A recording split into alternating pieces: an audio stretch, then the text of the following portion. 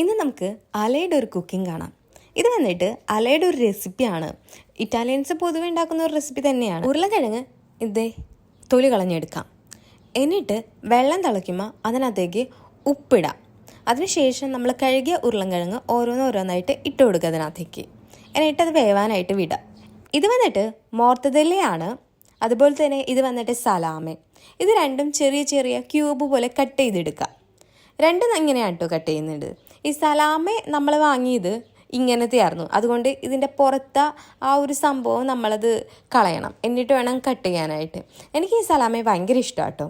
പിന്നെ വന്നിട്ട് ചീസ്. ഇതെല്ലാം നിങ്ങൾക്ക് നാട്ടിൽ ലുലുലു വാങ്ങാൻ കിട്ടും കേട്ടോ. എനിക്കിത് ചീസെന്നേ പറയാൻ പറ്റുള്ളൂ. ആക്ച്വലി ഇവിടെ ഇതിന് പറയുന്നത് മൊസറേല എന്നാണ്. പിന്നെ ആവശ്യത്തിന് പാല്. ഇനി നമ്മൾ അടുത്തത് ചെയ്യാൻ പോകുന്നത് ഈ വെന്ത ഉരുളക്കിഴങ്ങ് നന്നായിട്ട് ഉടച്ചെടുക്കണം. അതാണ് നമ്മൾ ഇനി അടുത്തത് ചെയ്യാൻ പോകുന്നത്. നമ്മളൊക്കെ ആണെന്നുണ്ടെങ്കിൽ കൈകൊണ്ട് ഉടയ്ക്കും. ഇവരായതുകൊണ്ട് ഇതിലൊക്കെ ഇട്ടിട്ടാണ് ഇങ്ങനെയൊക്കെ കാണിച്ചാണ് എടുക്കുന്നത്. പിന്നെ ഇങ്ങനെ ചെയ്യുമ്പോഴുള്ള ഗുണം എന്ന് വെച്ചിട്ടുണ്ടെങ്കിൽ ഒട്ടും ഉടയാതിരിക്കില്ല, നന്നായിട്ട് ഉടഞ്ഞു കിട്ടും കേട്ടോ. അതാണ് ഇതിൻ്റെ ഒരു ബെനിഫിറ്റ് എന്ന് പറയുന്ന ഒരു സംഭവം. ഇതിലേക്ക് നിങ്ങളിനി 2 മുട്ട പൊട്ടിച്ചിടാം. എന്നിട്ട് നന്നായിട്ട് മിക്സ് ചെയ്യാം. അതിനുശേഷം നമ്മൾ ആ ഒരു തിളപ്പിച്ച് വെച്ച പാലില്ലേ അതിനകത്തേക്ക് പയ്യെ പയ്യെ ഒഴിച്ചു കൊടുക്കുക. എന്നിട്ട് നന്നായിട്ട് ഈ സംഭവം മിക്സ് ചെയ്യണം കേട്ടോ. അല പിന്നെ ഫുഡ് ഉണ്ടാക്കുമ്പോൾ ഭയങ്കര കോൺസെൻട്രേഷനാണ്. ചിരിക്കുക പോലുമില്ല. ഞാൻ എന്തെങ്കിലും പറഞ്ഞൊക്കെയാണ് ആളെ കൊണ്ട് ചിരിപ്പിക്കുന്നത്. ആള് എന്തെങ്കിലും ഒരു കാര്യം ചെയ്തുകൊണ്ടിരിക്കുമ്പോൾ ആൾക്ക് അതിൽ തന്നെ കോൺസെൻട്രേറ്റ് ചെയ്യണം എന്നുള്ളൊരിതാണ്. അത് മാത്രമല്ല ആൾക്ക് ചെറിയൊരു ചമ്മലൊക്കെ ഉണ്ട് വീഡിയോയിൽ വരാനായിട്ട്. മിക്കപ്പോഴും ഞാൻ ആളെ സപ്പോർട്ട് ചെയ്താണ് വീഡിയോയുടെ മുമ്പിൽ കൊണ്ടുവരുന്നത്. അങ്ങനെയാണ് ആൾ ഒട്ടുമിക്ക വീഡിയോസും ആൾ ചെയ്യാറുള്ളത്. ഇത് വന്നിട്ട് ചീസ് തന്നെയാണ്. നമ്മുടെ ആടിൻ്റെ പാലിൽ നിന്നെടുത്ത ചീസാണിത്. പല ടൈപ്പിലുള്ള ചീസ് ഉണ്ടാവും കേട്ടോ. പിന്നെ ഒലിവ് ഓയിൽ, കുരുമുളക് അങ്ങനെയൊക്കെ നമ്മൾ ഇടണം കേട്ടോ.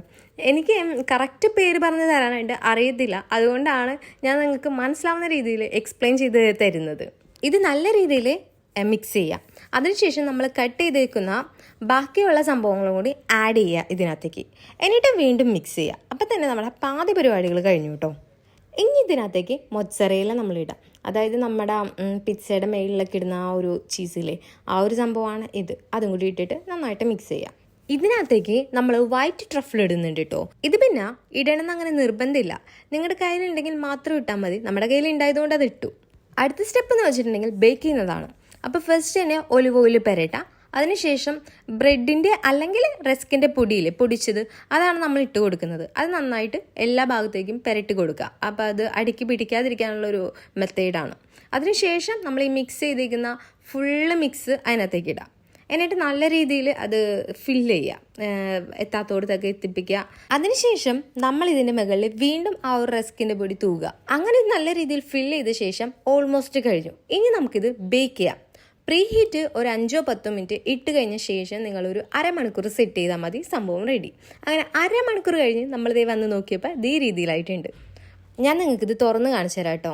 ഞാനിത് കഴിച്ചായിരുന്നു. എനിക്ക് എപ്പോഴും ഞാൻ പറയുന്ന പോലെ പന്നി അത്ര വലിയ താല്പര്യമില്ലാത്തതുകൊണ്ട് ഞാൻ അത്ര കഴിച്ചില്ലായിരുന്നു. അതേസമയം എൻ്റെ കസിൻ ബ്രദർ കഴിച്ചിട്ട് അവന് ഭയങ്കരമായിട്ട് ഇഷ്ടമായിരുന്നു ഇത്.